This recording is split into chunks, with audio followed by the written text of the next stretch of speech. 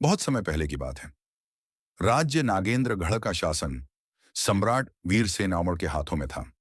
एक पराक्रमी, न्यायप्रिय, लेकिन कुछ हद तक जिद्दी राजा। राज्य समृद्ध था, परंतु किले के उत्तर दिशा में स्थित एक न पुराना शापित तालाब बांध था, जिसे लोग उस नागिन कुंड कहते थे। जनश्रुति थी कि हर 100 साल में एक रहस्यमयी नागिन वहां प्रकट होती है, और जिसे भी वह चुन ले, उसका भाग्य या तो राज सिंहासन तक पहुंचता है या अंधेरे में खो जाता है।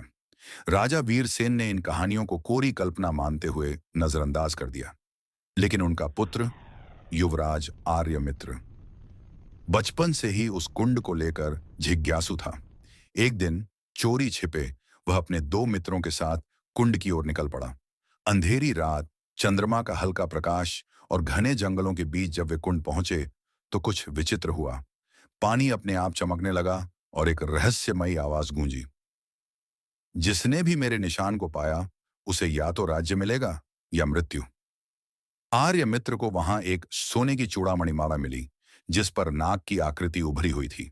वह उसे लेकर महल लौट आया, लेकिन उसी रात महल के कोषाध्यक्ष की रहस्यमयी मौत हो गई। धीरे धीरे महल में एक के बाद एक अजीब घटनाएं होने लगीं। संदूक अपने आप खुलने लगे, दीवारों से फुसफुसाहटें आने लगीं, और आर्य मित्र को सपनों में एक स्त्री दिखाई देती, जिसकी आंखें नागिन की तरह चमकती थीं। राजा वीरसेन ने जब अपने पुत्र से कुंड के बारे में सुना, तो वे क्रोधित हुए और उस चूड़ामणि को यज्ञ में भस्म करवाने का आदेश दिया। पर यज्ञ से ठीक पहले चूड़ामणि गायब हो गई, और उसी रात आर्यमित्र भी। अब राज्य में अफवाह फैल गई कि वानरायण राजकुमार पर नागिन का साया है। राजा वीरसेन ने अपने पुराने मित्र तांत्रिक हठ कौशलनाथामन को बुलाया। कौशलनाथ ने कहा, यह कोई साधारण नागिन नहीं, नागवंश की अंतिम रक्षक है, और आर्यमित्र को या तो नागिन का दिल जीतना होगा या अपनी जान गंवानी पड़ेगी। कहानी आगे क्या मोड़ लेती है?